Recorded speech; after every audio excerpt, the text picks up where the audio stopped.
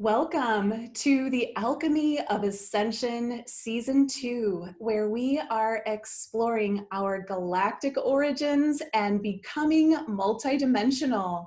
I'm your host, Washayla Sananda, and today I have a very special speaker that I'm really happy to be sharing with you. Her name is Dawn DelVecchio.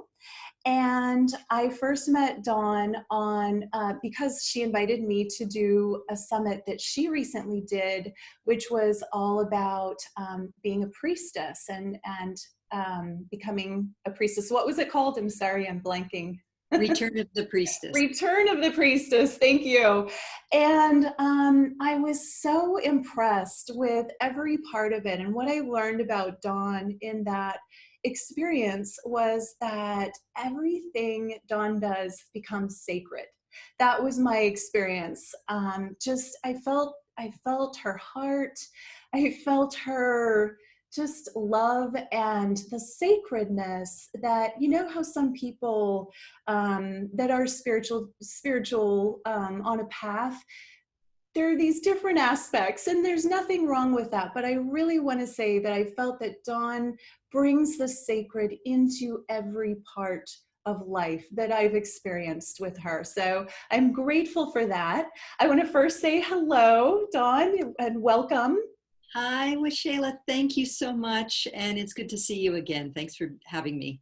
My pleasure to have you here. And I'm going to read a little bit of your bio. I don't read the whole thing, but oh my goodness, you have so much amazing things that you've done in your life. Dawn DelVecchio has been on a path of spiritual awakening for more than 36 years. She uses her background in goddess lore, ceremony, tarot, and astrology to support and guide both women and men. Dawn has a bachelor's degree in women's studies, a master's in shamanic intuitional practices. She has a #1 best-selling book called Spirit, Mind, and Money. And she holds certifications in NLP, life coach, clinical hypnotherapy, dream sculpting, and timeline trauma release. Dawn is an initiated priestess and has been since 1986. So she has this vast knowledge and wisdom that she has developed, and she's put it into her training course called Mother Spirit 13 Moon Priestess Initiation Training. So I will end that there, but I'm excited to dive into some of these topics. I don't know anyone else with that bio. I mean, that's very unique. You've done so many things, and it's made you such a unique being and practitioner. And so I'd like to just start by kind of asking you about this Mother Spirit 13 Moon Priestess Initiation Training, and more specifically, what does it mean to be a priestess? Thank you. Yes. Yeah, let's start there and then we'll go into the Mother Spirit. So, priestess is an interesting term because we have the word priest that comes through to us in the Western lineage from Judeo-Christian religions. But what many people don't know unless they study pre-patriarchal history is that we've had priestesses of the goddess for a very long time through most cultures. Sometimes these would be seen as shamans or mystics or the Pythia of ancient Greece. These are the women who really are like the emissaries of the frequency, the energetic of the divine feminine. And so when I talk about a priestess, we can think about ancient priestesses, priestesses of the goddess, later on priestesses of the gods of like Greece and Rome, and many other cultures as well, or shamans, the women who stood between the worlds, the mystics, the translators of multidimensional understanding. And we can also consider the priestesses of today. So today, as we stand on the cusp of our own ascension as a human family, the priestesses have returned. Oh, and I can feel very much the lineage now coming in. So we stand at the cusp of this great awakening, and the priestesses have returned. We have come back over many incarnations to draw upon all of our incarnational wisdom, not just from this earth plane, but from all over the multiverse, in order to anchor a frequency of love, of the divine feminine, to support and hold the container for this transformation, this planetary awakening. Now, on the 3D level, or the physical, tangible level, what is a priestess? How do we show up? We can show up in many ways. I use the word priestess interchangeably with sacred feminine leader. So it's a woman, feminine, or someone who identifies as a woman, who's embodying the sacred feminine energy and leading in some way.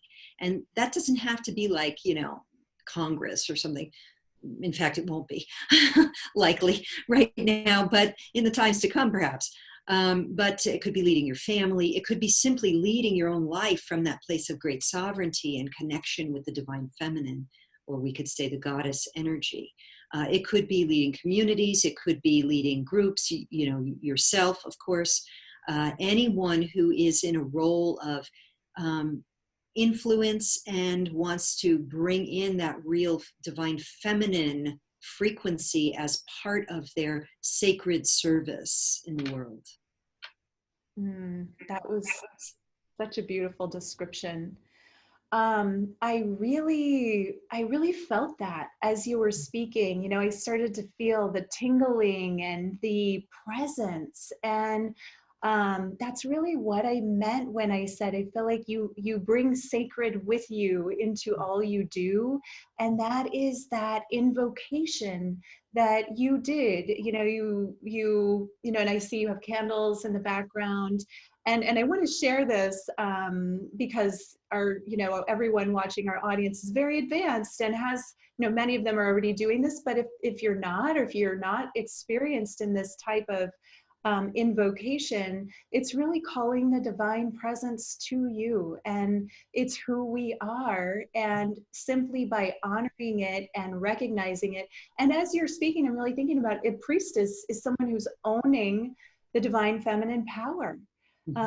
It's not esoteric, and when you think of it like that, it's simply owning that truth of the divine within, wouldn't you say? Yes, absolutely. Absolutely. At the highest metaphysical level, of course, we are all of the one. We are the one. And yet we're having these experiences of separation and individuation.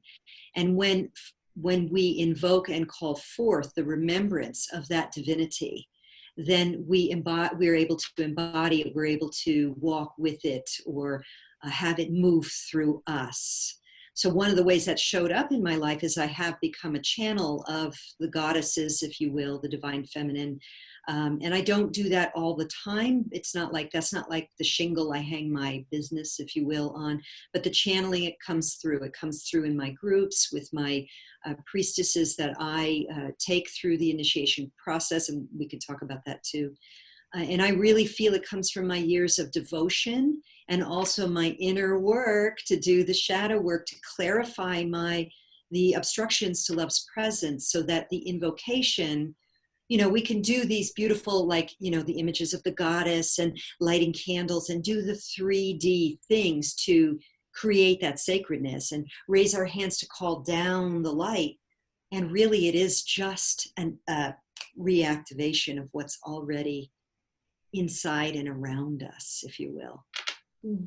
Yeah, as you said, the remembering that is who we already are. And at some point you mentioned anchoring love, and for me, I feel like that opening the heart and anchoring love is what causes that activation, what causes the ability to hold the divine within the being and the physical, and express it out. And as you said, so much of that comes with doing your personal work and releasing the blocks. Really, it's not that we aren't that and that we're trying to become that from the outside in. It's that we are that, and we just have to release enough of our own kind of like cloudy mirror, clean the mirror enough so that we can shine that light and get in touch with what's already inside of us again, and then be willing to be in our power in that. And so tell me about that, that process for you. You said you did a lot of personal work to get there. Yes. Just so we can understand, what does it take to do Yeah, this is a potent question and worthy of a book. But let me just connect in so that I can bring it forth in a very clear way.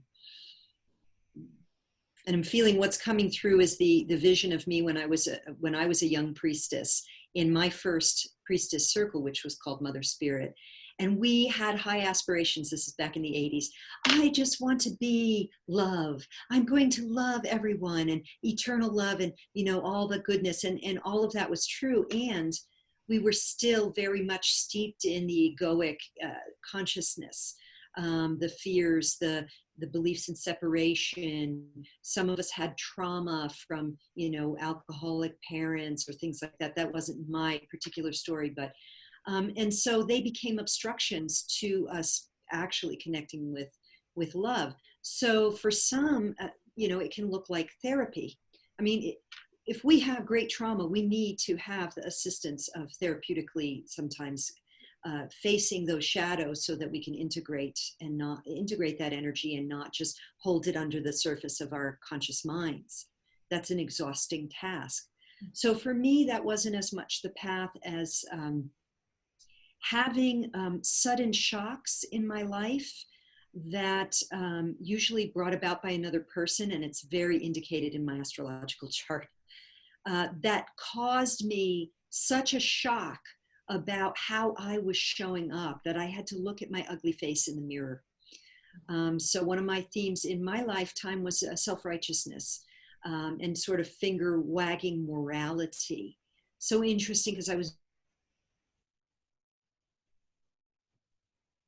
manifested it, but not in a religious context, but in a spiritual one. So that was one of my big kind of like, when the bowling ball knocks the pins down, like knocked to my knees, eating humble pie experiences. And that deepened my journey. So I really had to face a lot of stuff there. And then I had another experience several years ago with a family member that, again, it wasn't that theme. It was, but it did have to do with digging up childhood stuff to be cleared and to be forgiven in myself. And that led me to the Course in Miracles. And so for 3.5 years now, I've been working with I think it's 3.5, something like that, the Course in Miracles, which is, when you go through the year of forgiveness, is a deep dive into the practice of forgiveness, which is ultimately forgiving ourselves. And so those two, the humble pie, which took me into deep self-reflection and lots of, not so much therapy, but alternative therapeutic modalities, etc. And then the Course in the last few years has really helped me. That's been a deep part of my basically clearing out the muck in the subconscious deep down in there so that I could be the vessel that allows that love light to come through.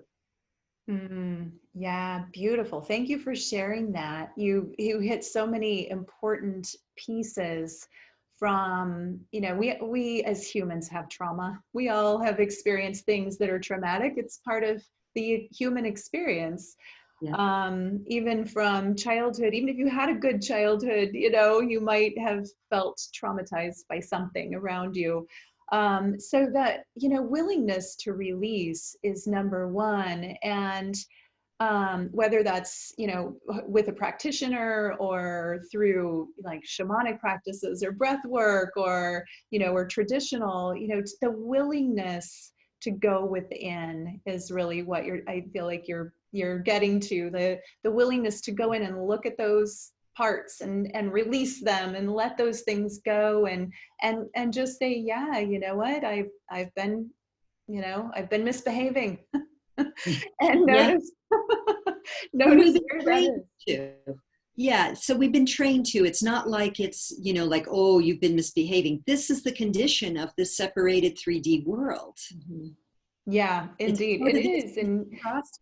And that's the learning process. So, you know, I think, and I have that in my book too, like the trauma, like getting and finding your triggers. Where are you being victimized? Where are you being right? Where are you still holding on to that need, that idea that this world is being like done to you in some way versus you creating it? And isn't that really where we have to get to, the realization that we're projecting, everything we're projecting is coming back to show us what's happening in here. Yes, and that's the ultimate lesson of A Course in Miracles, is that it's all an out picturing of what is in here. And when we really return to love and forgive ourselves and forgive the world, the light comes. We recognize all of our sisters and brothers as part of us. There's a saying in there, you know, the Course uses very sort of the masculine language. It's something like, I'm paraphrasing, the kingdom of heaven is only entered 2 by 2. So it's in extending the love and the forgiveness to our sisters and brothers that we become free. Oh, that's beautiful. I did the Course in Miracles, and I'm saying I did it, I didn't take it, because you don't take it, you do it, right? Yeah, absolutely. You're Every just reading the day. book, you're not doing it. Which is true of a lot of books. But it's so powerful, and it really is, you know, getting, you're touching into such an important piece, that when we think that anybody else is separate or another, I think that's what it means by the 2 by 2. You know, we are in this together, and we're all the same, you know, at the highest level. That's how you began. And but it still takes something to get the realization of that.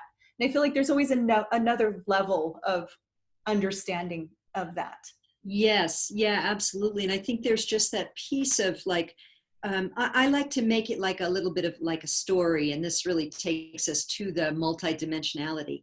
It's like you and I agreed on the soul level before we came into this lifetime to meet up at this time during the cusp of the Great Awakening in order to serve humanity. And there are other people I've made agreements with, family members, people I've had conflicts with, for them to show up in my life as a bad guy, or me to show up in their life as a bad guy, in order to mirror for each other things and beliefs inside of ourselves that need to be clarified and returned to love. Wow. That's a really beautiful way to say that, and conceptualize that, because there's an element of forgiveness of self in there, when you realize, okay, yeah, those misbehaving times, maybe that was for the purpose of helping someone else grow. And, you know, we can all make that right. You know, if you have done something you're not proud of yourself for, of course you go back and make amends if you can, but or at least if that person's gone, you can make amends from within. But, you know, the forgiveness of, okay, yeah, we're playing different roles for different people. Some people are going to inspire us to be our best and highest selves, our priestess selves, our, you know, our goddess selves, and other people are gonna inspire us not to be that part of ourselves, right? And that's, yeah, and that's the opportunity for healing and awakening at that point. And it's not to say that we dismiss our bad guy behavior. That's for us to also, like, that's the paradox of spiritual truth, right? It's like, we might make an agreement to play bad guys with each other, but that doesn't get us off the hook from our bad behavior. It's also the opportunity to actually heal and clarify that patterning, which could come from other life incarnations here or in other realms as well. Yeah, absolutely. And to just, again, for me, it always goes back to just the willingness to notice.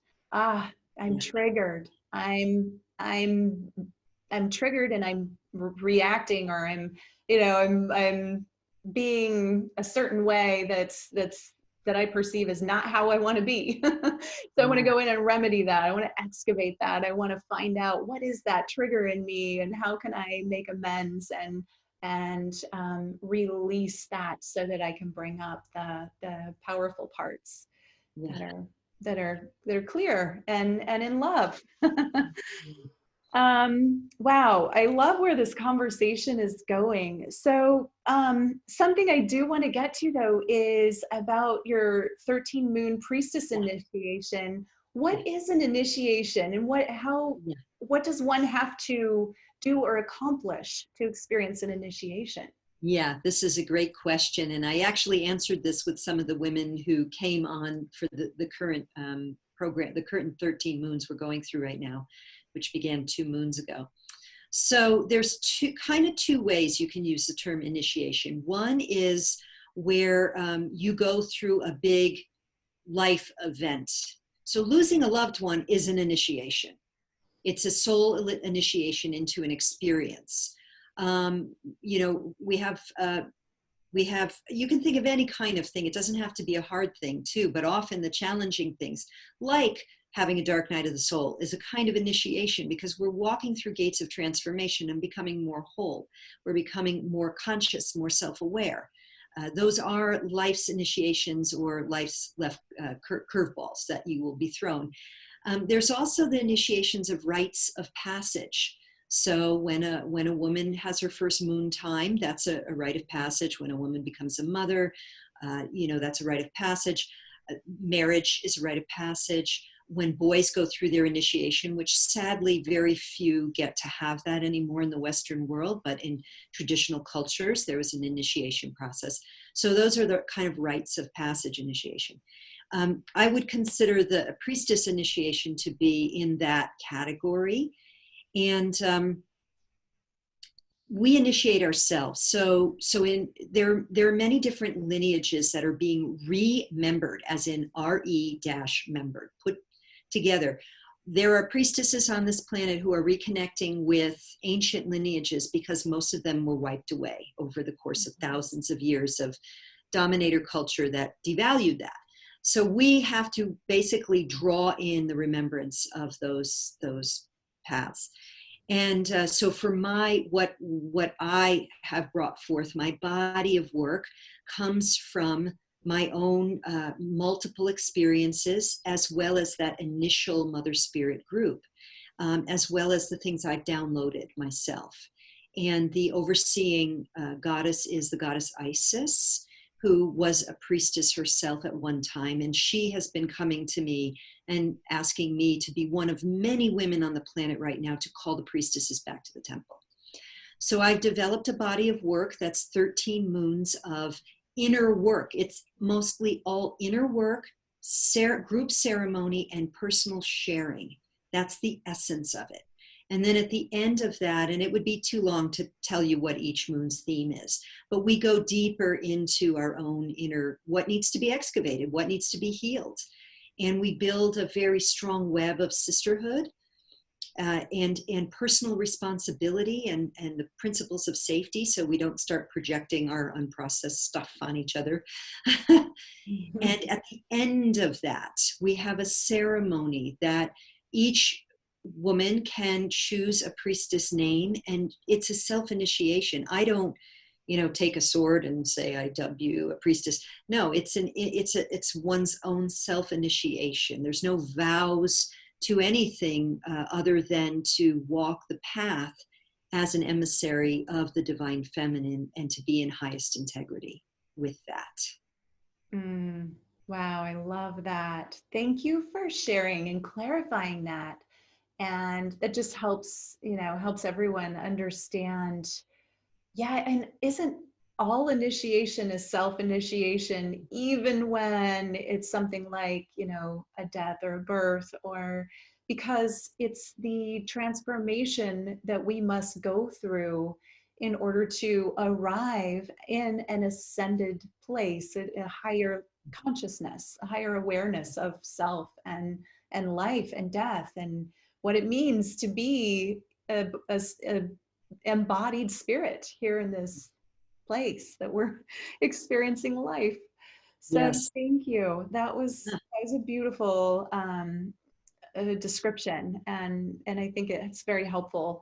And I also am very very close to the goddess Isis. I have my own channeling relationship with her, and I had a vision one day from her that was that she incarnated into on the planet this time in it was thousands of bodies, Hmm. thousands of humans, so when you hear someone say, oh, well, I channel Isis and I channel Isis and yeah, yes you do, she's here for that planetary ascension, for the goddess returning and to bring back the balance of the masculine feminine. And I love it when she shows up, and her power, that authentic power, authentic loving power, it's just amazing to feel that.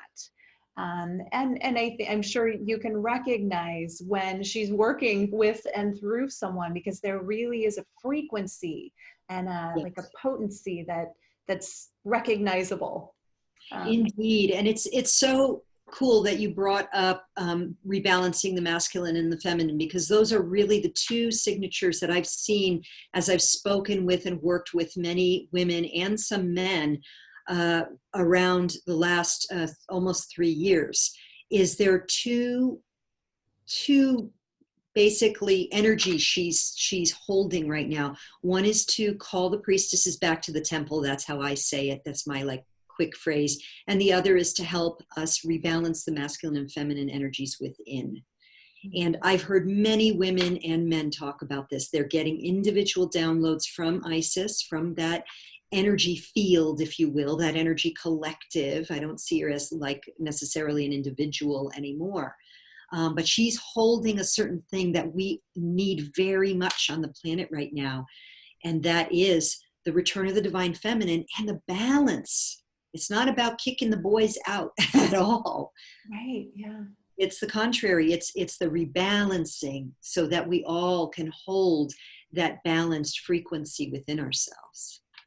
Absolutely. And you don't have to be female to experience Isis. No, And no, no. men can experience Isis, women and men and children. I mean, anybody can experience her. And, I also got the Trinity, the divine feminine and divine masculine coming into the heart center and creating that Trinity, which is the divine child, birthing, us as the expression of the balanced divine feminine and divine masculine energies. Then we can express that in our own ways.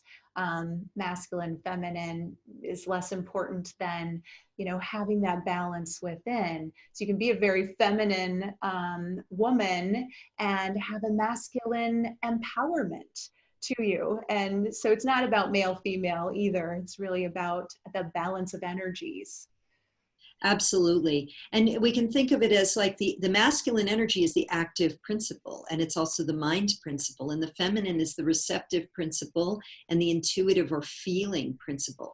And we need both to create in a way that is life supporting and is allows for flourishing on all levels of being. Yeah, thank you. Exactly. I'm really curious about dream sculpting. If we Mm, can divert into the next thing, sure. I'm not familiar with that particular technique or term. Can you share a little bit about that? Absolutely. So dream sculpting is it's a modality that's a collection of neurolinguistic programming and Reiki modalities. It was created by the late Michael Bennett, and he was a long time NLP, neurolinguistic programming practitioner, who lived here in Sedona with his wife, his widow now, who happens to be one of my dear friends. So they taught this for years, and he had taught it even more years before they were together. And he developed this. And it's a combination of a number of different NLP techniques. So NLP uses a variety of techniques or tactics, strategies, whatever, I don't know what the right word is, modalities to get into the subconscious mind to reprogram and make us more emotionally and psychospiritually whole and resourced for coping with life. So on the simple level, you can use NLP techniques to do things like lose weight or quit smoking, but you can also sculpt your entire life. So dream sculpting brings in a bunch of tools, hypnosis, NLP, Reiki, and you create a vision for an area of your life. So you can do health, you can do business, you can do money, you can do relationship, and eventually you do all of them. And then you create a vision, and then you begin to basically, using the NLP techniques, get rid of all of the things that are in the way of you being fully aligned to bring that forward.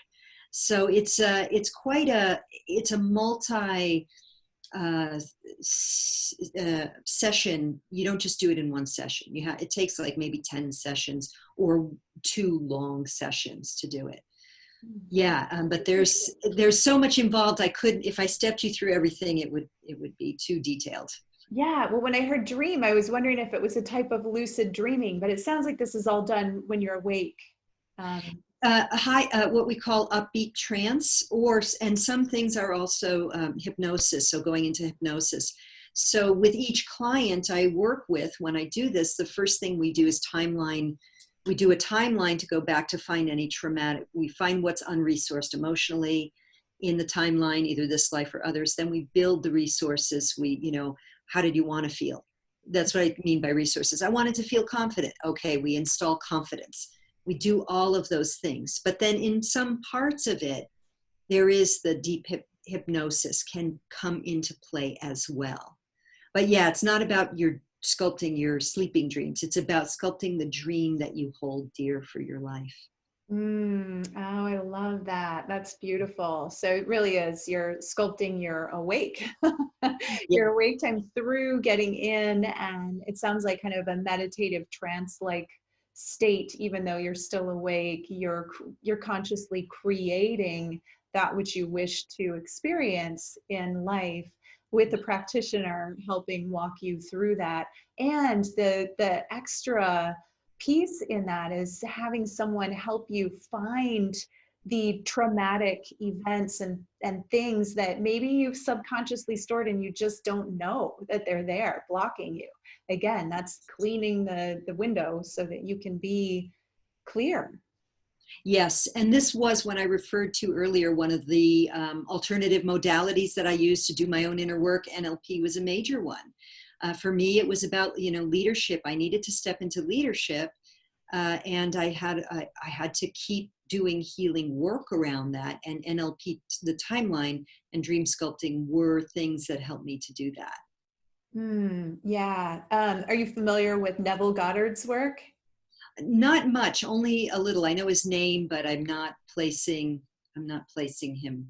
Yeah, well, it's similar. He comes from more of a Christian mysticism, but it's very similar. And I do have a practitioner of Neville Goddard's work coming on, but it's, as you're speaking, I'm like, oh, this is a lot like Neville, who I've been very interested in since 2005. So, I find so many of these powerful techniques, even A Course in Miracles, and what you just described, the dream sculpting, it's really all getting you to realize that you're the creator of this life experience, and anything in the way of that is not truth. That you're creating it all, and it looks like, that's why it's just so tricky for people, I think, because it looks like life is happening to us. It looks like we're at the effect of all of this stuff going on around, but we're really at cause of our lives. And I think that is the leadership piece, right? When you get Indeed. Yeah, and I think the wonderful thing about NLP or any of these, many of these alternative modalities, is that we get into the subconscious programming, because we're vibrational. We draw to us what we are a vibrational match to. So we can say, this is why the whole concept of the law of attraction, as it's often presented, is rather simplistic. We could say, I am love, I am love, I want a new car, I want a new car, whatever, fill in the blank.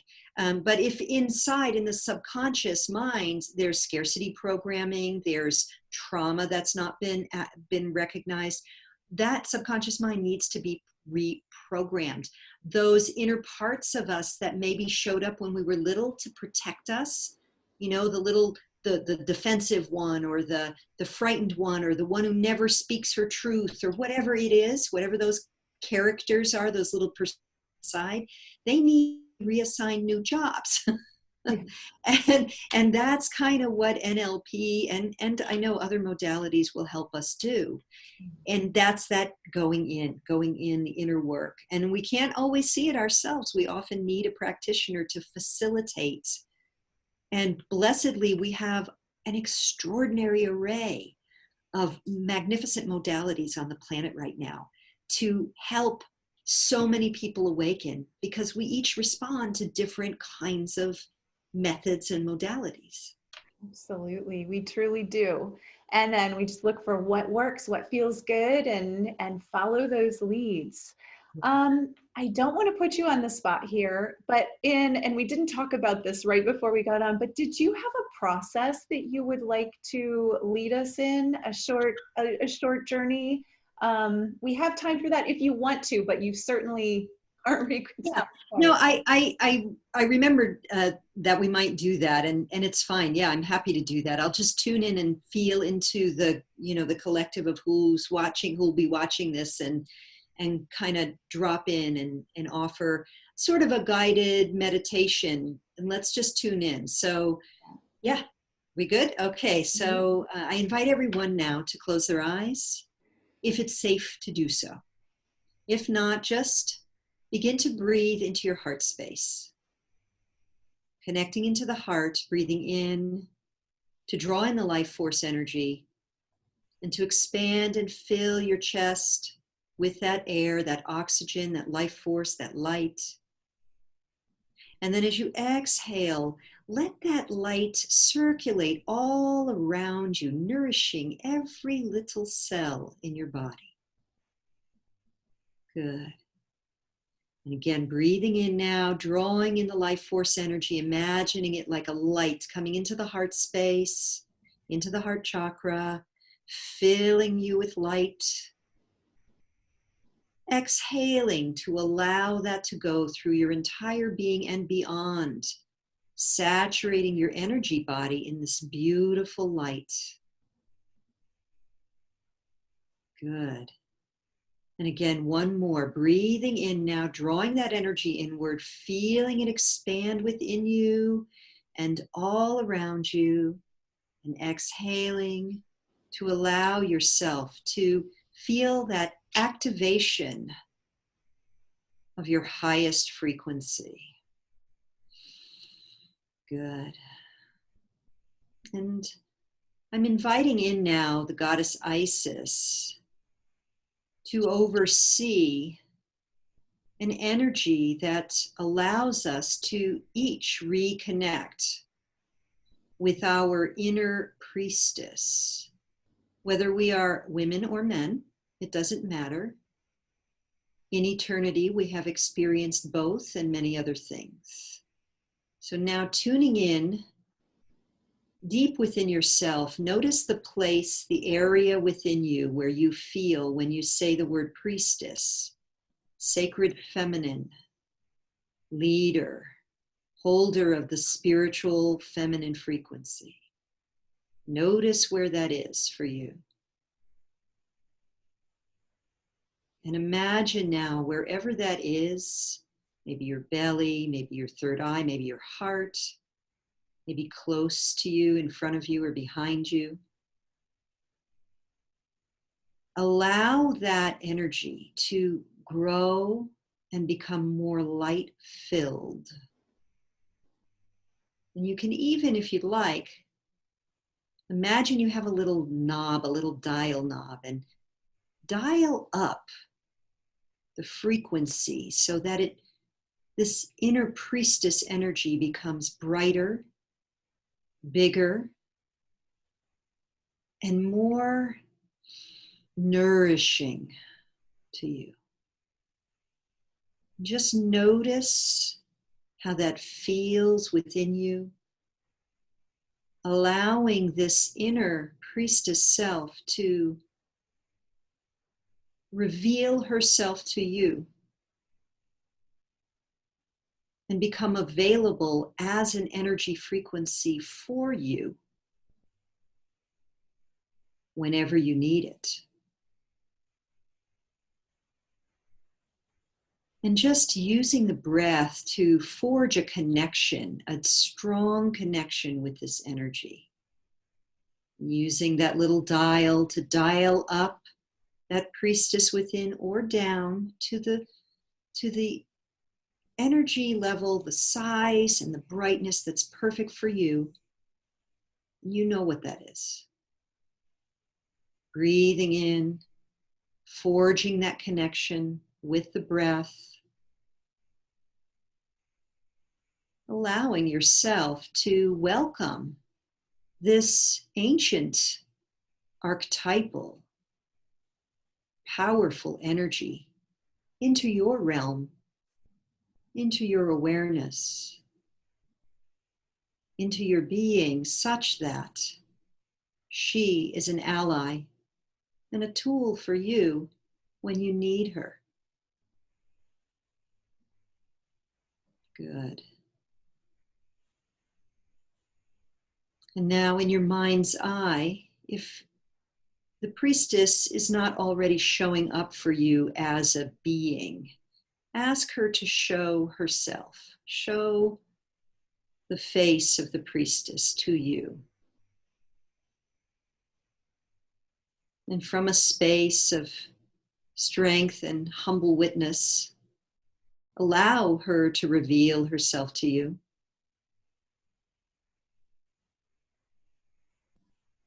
And she has something to give you now. And so you can open your hands or open your arms in your mind's eye or physically to receive this gift of your inner priestess. Just take it into your hands or perhaps into your heart, acknowledging this gift, this blessing,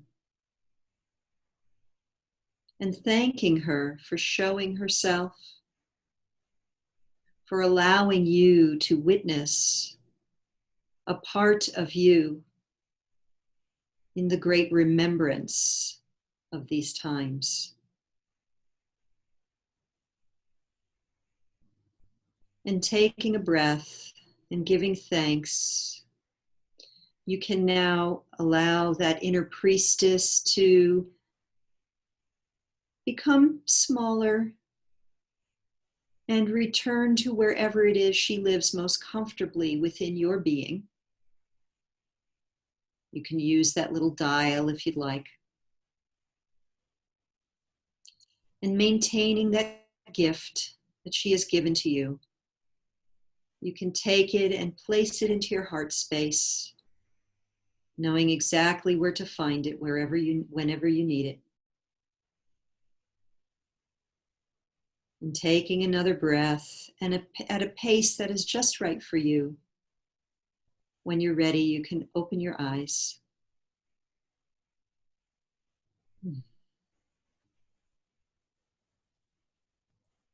Thank you. Thank you for that. That was really beautiful. I'll share a little bit of what I experienced there. It was so visual for me, the Egyptian imagery was so powerful at first, from the scarab with the wings and the moon and the full moon symbol, that they wear on their heads, the Hathors, I guess, do. And it was so multidimensional. But then what I was given was it was the Sri Yantra symbol, except three-dimensional, or not like we see them flat drawn, but it was really this beautiful geometric, very complex geometric golden light structure. So it's very beautiful. That was powerful. I really felt that and experienced it. And I also noticed where I'm carrying some blocks in my back and shoulders right now. Mm. And I would say I forgot to change out my chair. I have a ball chair, you know, the bouncy ball Yep. chair that I sit at my desk at, but I change out to a solid chair for my interviews, and I forgot to change it out. So I feel like I felt like I was floating away. I had to grab the desk at one point because like my ball chair isn't quite stable enough to meditate on for me. Not float away. I need to be present here.